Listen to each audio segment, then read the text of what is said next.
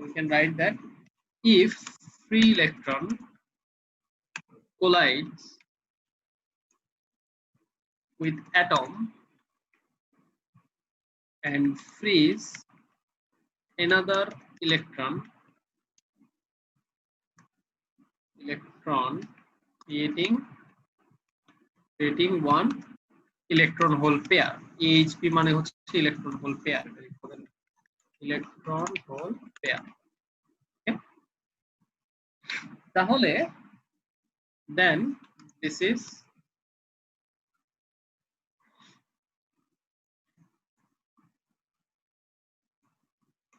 is called impact generation or impact ionization.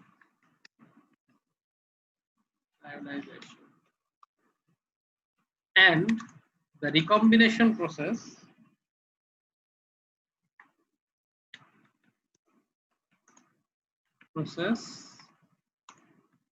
in this case is known as Auger recombination. Auger, A-U-G-E-R, Auger recombination.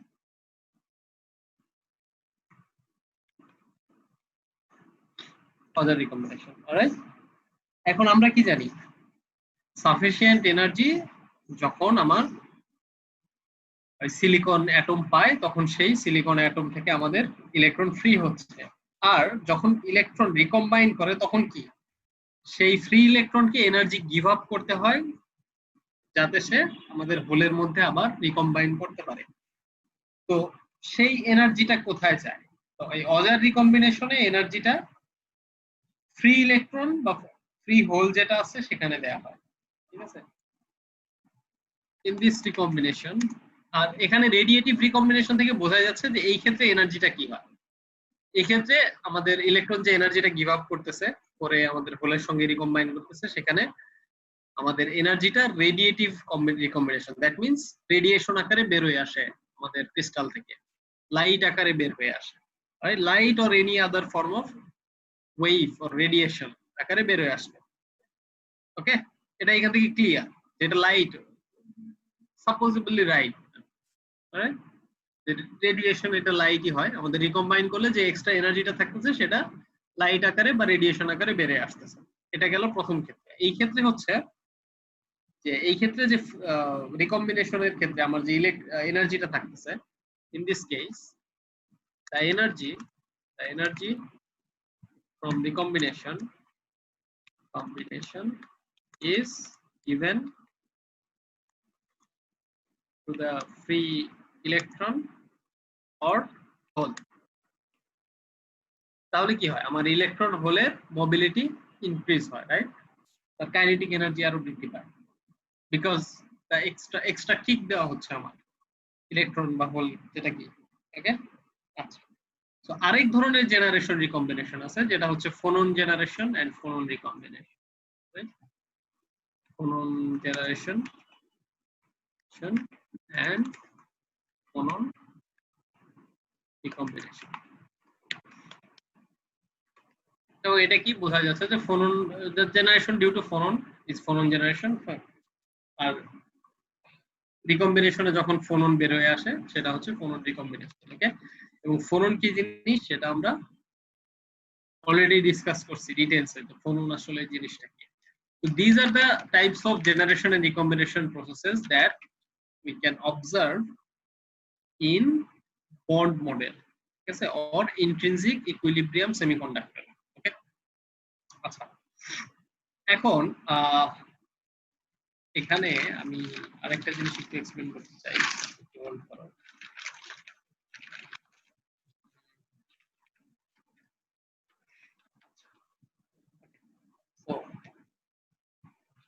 দেখো আমাদের intrinsic, আচ্ছা এখানে এই generation recombination this two should be কি of the same rate, একই রেটে generation এবং recombination হইতে হবে। সিমিলারলি আমাদের photo generation, photo radiative recombination দুইটাই সেম রেটে হইতে হবে। অজার রিকম্বিনেশন এবং ইম্প্যাক্ট আয়োনাইজেশন এই দুইটাও সেম রেটে হইতে হবে, এবং ফোনন জেনারেশন, ফোনন রিকম্বিনেশন এই দুইটাও সেম রেটে হইতে হবে, রাইট? তার মানে রিকম্বিনেশন আসলে দুই ধরনের, এক হচ্ছে রেডিয়েটিভ, ব্রডলি ক্লাসিফাই করা হয় দুইভাবে, রেডিয়েটিভ রিকম্বিনেশন যেটা হচ্ছে এই প্রথমটা, আর নন রেডিয়েটিভ রিকম্বিনেশন যেটা হচ্ছে অজার এবং ফোনন রিকম্বিনেশন, দুইটা combined, right? That means this two, phonon recombination and these two, these are non-radiative recombination, non-radiative, okay?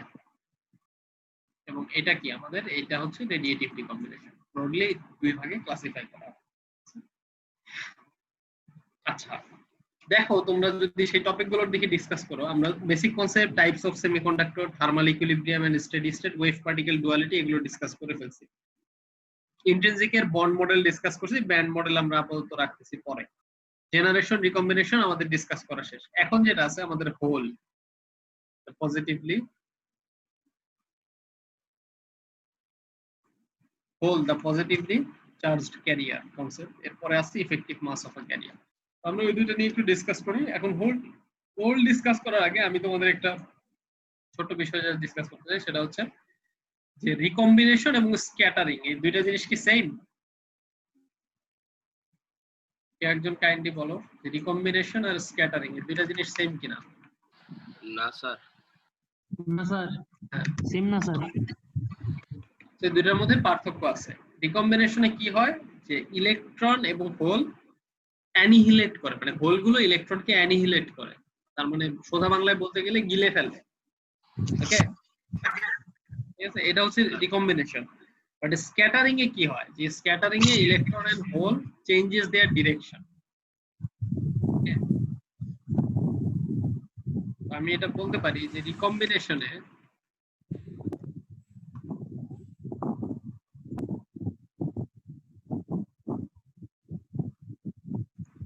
Electron and whole এই দুটার মধ্যে অ্যানিহিলেশন প্রসেস রয়েছে, অ্যানিহিলেশন, ঠিক আছে?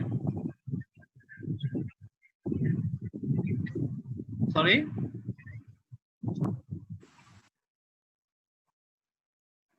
না কেন, এটা আমি রিকম্বিনেশন আর স্ক্যাটারিং বোঝাচ্ছি। ফোনন জেনারেশন কে কোশ্চেনটা কে করলা, অনুপম আজিম না ফয়সাল? স্যার মুসাদ্দেক। আচ্ছা, হ্যাঁ স্যার মুসাদ্দেক। মুসাদ্দেক, আচ্ছা। না বিষয়টা এভাবে আসতেছে না তো, আমরা এতক্ষণ ডিসকাস করলাম কি, জেনারেশন রিকম্বিনেশন ডিসকাস করলাম, এখন আমি রিকম্বিনেশনের সাথে তোমাদের স্ক্যাটারিং এর ডিফারেন্সটা বোঝাচ্ছি।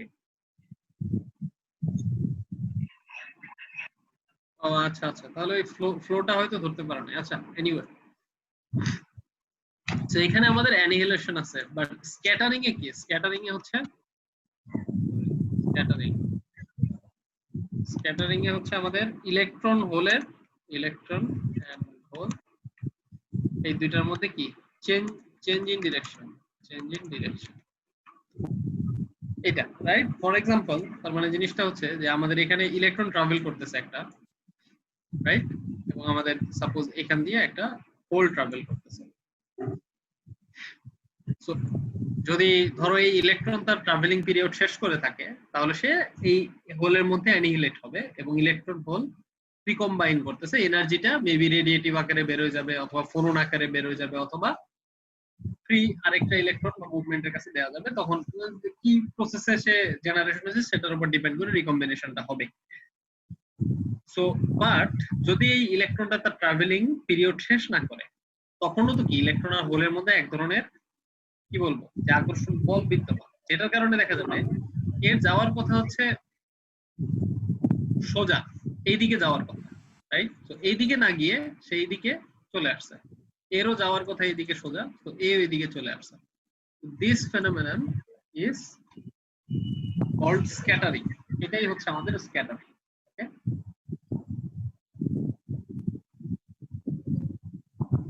এটাই হচ্ছে আমাদের স্ক্যাটারিং।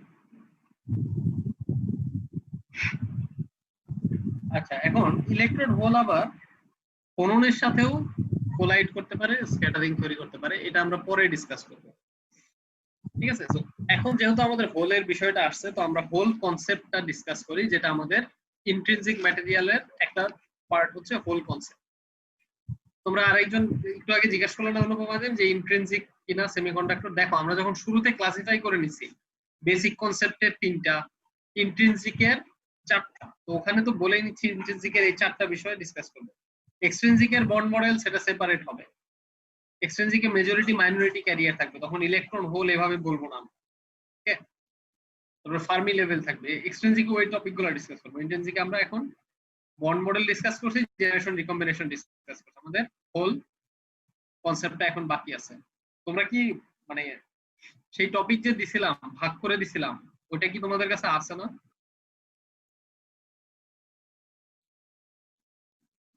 তো কেউ রেসপন্ড করো। স্যার স্যার স্যার কি কি টপিক কভার করবেন স্যার? হ্যাঁ, কি কি টপিক কভার করব না মানে আমরা বলছিলাম, না আমরা বলছিলাম যে আমরা যে গ্রাফটা এক্সপ্লেইন করব, গ্রাফগুলো এক্সপ্লেইন করার জন্য আমাদের কিছু জিনিস জানতে হবে, বেসিক কিছু কনসেপ্ট, ইন্ট্রিনসিকের কিছু বিষয়, এক্সট্রিনসিকের কিছু বিষয়। মনে আছে? জি স্যার। বেসিককে 3টা ভাগে ভাগ করছিলাম, যে বেসিকের এই 3টা টপিক ডিসকাস করব, ইন্ট্রিনসিকের এই 4টা এবং এক্সট্রিনসিকের এই 3টা টপিক ডিসকাস করব। তো আমরা ওইভাবেই কিন্তু আগাচ্ছি। তোমরা একটু কাইন্ডলি ওইটার সঙ্গে লেকচারগুলো মিলাই দেখো। প্রথমে আমরা সেমিকন্ডাক্টরের টাইপ ডিসকাস করলাম, এরপরে থার্মাল ইকুইলিব্রিয়াম, স্টেডি স্টেট, তারপরে ওয়েভ পার্টিকেল ডুয়ালিটি, এগুলো দিয়ে আমরা বেসিক কনসেপ্ট শেষ করছি। ইন্ট্রিনসিকের বন্ড মডেল নিয়ে ডিসকাস করলাম, জেনারেশন আর রিকম্বিনেশন নিয়ে ডিসকাস করলাম। এখন ডিসকাস করতেছি আমরা হোল বা পজিটিভলি চার্জ ক্যারিয়ার নিয়ে। বুঝতে পারছো? আমরা ওইটা ফলো করে আস্তে আস্তে আগাচ্ছি ওইভাবে। আচ্ছা, সো আমরা এখন ডিসকাস করব কি হোল বা পজিটিভলি চার্জ ক্যারিয়ার। আচ্ছা লিসেন, তোমাদের নেক্সট ক্লাস কবে? হ্যাঁ, তোমাদের নেক্সট ক্লাস কবে? থার্সডে। থার্সডে ক্লাসটা কি একটু আগে নিয়ে আসা যায়, 1টার দিকে?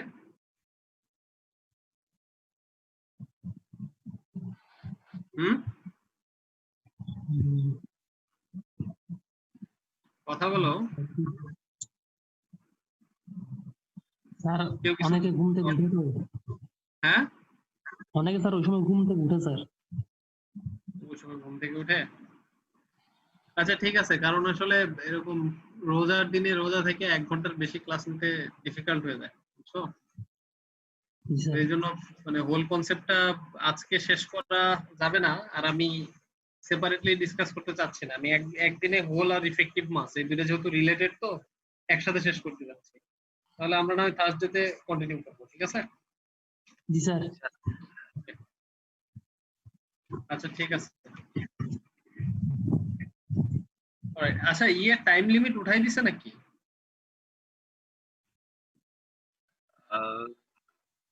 না স্যার, তো দেখা যায় না স্যার। আপনার টাইম লিমিট আসে না স্যার? না, এখন আর আসতেছে না, বুঝতেছি না। আচ্ছা যাই হোক, স্যার এনিওয়ে আপনারা আমরা সার্ভিস দিতেছে স্যার ফ্রিতে স্যার। আচ্ছা ঠিক আছে, সমস্যা নাই। আমরা তাহলে হোল আর ইফেক্টিভ মাস হচ্ছে নেক্সট বৃহস্পতিবার, এবং বৃহস্পতিবারে এরপরে বোধহয় তোমাদের 2 উইক গ্যাপ আছে, ঠিক আছে? ইনশাআল্লাহ। হ্যাঁ, এরপরে হচ্ছে আমরা তারপরে আমরা ঈদের পরে আমরা হচ্ছে এক্সট্রিনসিক কভার করব। ইন্ট্রিনসিক শেষ হয়ে যাবে, আমাদের হোল আর ইফেক্টিভ মাস ডিসকাস করব। ওকে, আচ্ছা ঠিক আছে স্যার। এই এক্সট্রিনজিক পর্যন্ত আমাদের কোর্সের কতটুকু স্যার? এক্সট্রিনসিক গেলে তো আমাদের কেবল ইকুইলিব্রিয়াম ক্যারিয়ার কনসেন্ট্রেশন যাচ্ছে, মানে আমাদের ওই গ্রাফ এক্সপ্লেন করার জন্য আমরা এগুলো শিখতেছি। গ্রাফটা এক্সপ্লেন করার পরে আমরা পরবর্তী ইয়েতে মুভ করব না, টপিক গুলোতে। ও আচ্ছা স্যার।